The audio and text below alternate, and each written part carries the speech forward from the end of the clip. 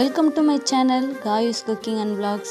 Hi எல்லாருக்கும் வணக்கம். நாம் இன்றைக்கி என்ன பார்க்க போகிறோம்னா ஒரு சூப்பரான கேக் ரெசிபி, அதுவும் அரிசியை வச்சு கேக் பண்ணியா காயத்ரி?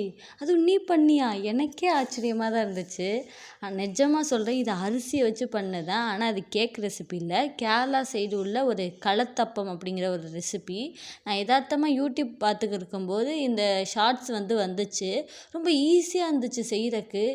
அதான் சரி ட்ரை பண்ணி பார்த்துருவோமேன்னு ட்ரை பண்ணி சூப்பராக வந்துருந்துச்சு. அதான் உங்களுக்கும் சொல்ல போகிறேன், கண்டிப்பாக ட்ரை பண்ணி பாருங்கள். அதுக்கு ஒரு சின்ன கப்பால் ஒரு கப்பு பச்சரிசியை ஒரு 4லேருந்து 5 மணி நேரம் ஊற வச்சுக்கோங்க. ஊற வச்சுட்டு நல்லா அலசிட்டு மிக்ஸி ஜாரில் போட்டுட்டு கொஞ்சம் உப்பு போட்டு பெயிண்ட்டு மாதிரி நல்லா நைஸாக, பெயிண்ட் எப்படி இருக்கும் பார்த்தீங்களா, அந்த மாதிரி நல்லா நைஸாக அரைச்சி எடுத்துக்கோங்க. நம்ம எவ்வளோக்கு எவ்வளோ நைஸாக அரைக்கிறோமோ அவ்வளோக்கு அவ்வளோ நம்மளுக்கு சாப்பிடும்போது அந்த அரிசியோ இல்லை கொரனோ எதுவுமே தட்டுப்படாது.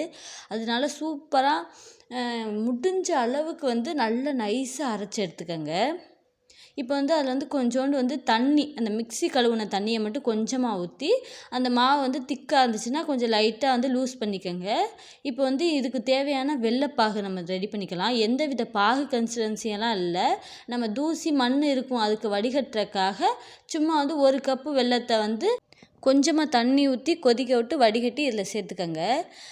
கொஞ்சம் மிதமான சூடாக இருக்கும்போது சேருங்க, ரொம்ப கொதிக்க சேர்க்க வேணாம். ஏன்னா அந்த மாவு லைட்டாக கட்டிப்பட்டாலும் போயிடும். அதனால லைட்டாக ஆற வச்சுட்டு அதுக்கப்புறம் அந்த வெள்ளைப்பாகை சேருங்க. சேர்த்துட்டு 1/2 ஸ்பூன் அளவுக்கு சோடா, பேக்கிங் சோடா நம்ம வீட்டிலலாம் செய்வோம்ல, இந்த இட்லிக்கெல்லாம் சில பேர் போடுவாங்க, அந்த சோடா மாவு கொஞ்சம் போட்டுட்டு இப்போ ஒரு அடிகனமான பாத்திரம், உங்கள் வீட்டில் அடிகனமான பாத்திரம் இல்லாட்டி அலுமினிய குக்கர் எடுத்துக்கோங்க. எடுத்துகிட்டு 2 ஸ்பூன் அளவுக்கு நெய் சேர்த்துக்கோங்க. அதில் நம்ம தேங்காய் போட்டு நல்லா பொன்னிறமாக பொரிச்சதுக்கப்புறம் நம்ம அரைச்சி வச்சுருந்த அந்த மாவு ஊற்றிட்டு, தேங்காய் ஒரே இடத்துல நிற்காமல் எல்லா இடத்துலையும் இருந்தால் தானே நல்லாயிருக்கும். அதுக்காக லைட்டாக மட்டும் கிண்டி விட்டுக்குங்க.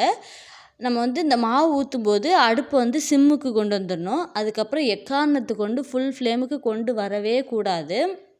இது மாதிரி லைட்டாக ஒரு கலக்கு மட்டும் கலக்கிட்டு நம்ம அப்படியே மூடி வச்சு 13லேருந்து 14 நிமிஷம் எக்ஸாக்டாக கரெக்டாக இந்த நிமிஷத்தில் நம்மளுக்கு வெந்துடும். நீங்கள் அளவு அதிகமாக போட்டிங்கன்னா தான் கொஞ்சம் எக்ஸ்ட்ரா டைம் தேவைப்படும். இப்போ பார்த்தீங்கன்னா குட்டி குட்டியாக பபிள்ஸ் வர மாதிரியே இருக்கும். இதான் கரெக்டாக நம்மளுக்கு ரெடி ஆகுது அப்படிங்கிற அர்த்தம். சிம்மிலே தான் இருக்குது. ஓரமெல்லாம் நல்லா ப்ரௌன் கலரில் வெந்துருச்சு. நம்ம வெந்துச்சான்னு பார்க்குறக்கு ஏதாவது குச்சி வச்சோ இல்லை கத்தியை வச்சோ குத்தி பார்த்துட்டு மாவாக இல்லாட்டி அப்படியே ஆஃப் பண்ணி ஓரமாக எடுத்து வச்சிடணும்.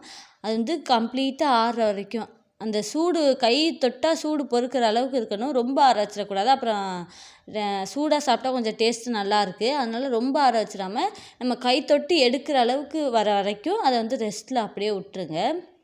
இப்போ ஓரளவுக்கு ஆறுனதுக்கப்புறம் கத்தியை வச்சு அந்த குக்கரில் ஒட்டியிருக்கிறதெல்லாம் அப்படியே ஓரத்தெல்லாம் நல்லா கத்தியை வச்சு எடுத்து விட்ருங்க.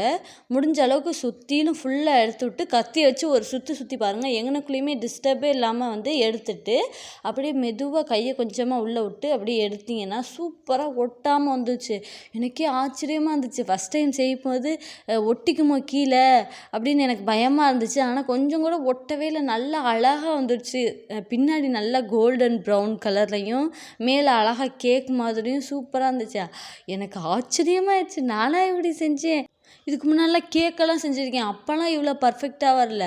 ஒரு அப்போன்னு சொல்லிட்டு ஒரு சிம்பிள் ரெசிபி இவ்வளோ சூப்பராக வந்துருச்சு.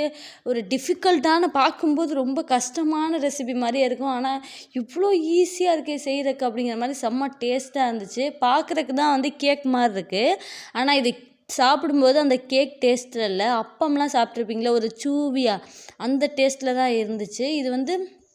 இது பர்ஃபெக்டாக இருக்குது அப்படிங்கிறதுக்கு என்ன இதுக்கு அடையாளம்னா, அந்த இந்த அப்பத்தை வெட்டி பார்த்துட்டு பார்த்தோம்னா அந்த தேன் கூடு இருக்கும்ல, அந்த மாதிரி இதில் கோடு கோடாக இருக்குமா. அதுதான் பர்ஃபெக்டாக வெந்திருக்கு அப்படிங்கிற மாதிரி இதுக்கு அர்த்தம். இதெல்லாம் பண்ணிக்கிருக்கும் போதே இந்த கரண்டுக்கு பொறுக்கலை. நானே எப்போயாவது ஒரு டிஷ்ஷு நல்லா செய்கிறேன், அது இந்த கரண்டுக்கு பொறுக்கலை. கரண்டு வந்ததுக்கப்புறமும் நான் வீடியோ எடுப்பேன்டா அப்படிங்கிற மாதிரி வச்சிருந்து யாரையும் திங்க விடாமல் கரண்டு வந்ததுக்கப்புறமும் நான் வீடியோ எடுத்தேன். கண்டிப்பாக ஒரு தடவை பெஸ்ட்டு ட்ரை. சத்தியமாக சொல்கிறேன், சூப்பராக இருக்குது. ட்ரை பண்ணி பாருங்கள். ரொம்ப ஈஸியாகவும் கூட இருக்குது. அந்த மாவு மட்டும் ரொம்ப தண்ணியாகவும் இல்லாமல் ரொம்ப கெட்டியாகவும் இல்லாமல் கரெக்டான பக்குவத்தில் மட்டும் நீங்கள் அந்த வெல்லத்தோடு அந்த மாவு சேர்த்து கலந்துட்டிங்கன்னா சூப்பராக வந்துடும். கண்டிப்பாக எல்லாருமே ட்ரை பண்ணி பாருங்கள். நம்ம கூட பேரெல்லாம் கஷ்டமாக இருக்குது அப்படின்னு நம்ம நினைப்போம் சில டிஷ்ஷெல்லாம். ஆனால் பார்க்குறதுக்கு ஈஸியாக இருக்கும். நம்ம ஈஸியாக இருக்குன்னு நினைப்போம், ஆனால் அதெல்லாம் கஷ்டமாக இருக்கும். எல்லாமே ட்ரை பண்ணி பார்த்தா தான் எப்படி இருக்குன்னு தெரியும். கண்டிப்பாக ட்ரை பண்ணி பார்த்துட்டு எப்படி இருக்குன்னு கமெண்ட் பண்ணுங்கள். தேங்க்யூ ஸோ மச் ஃபார் வாட்சிங். Like and subscribe. Keep support. Bye.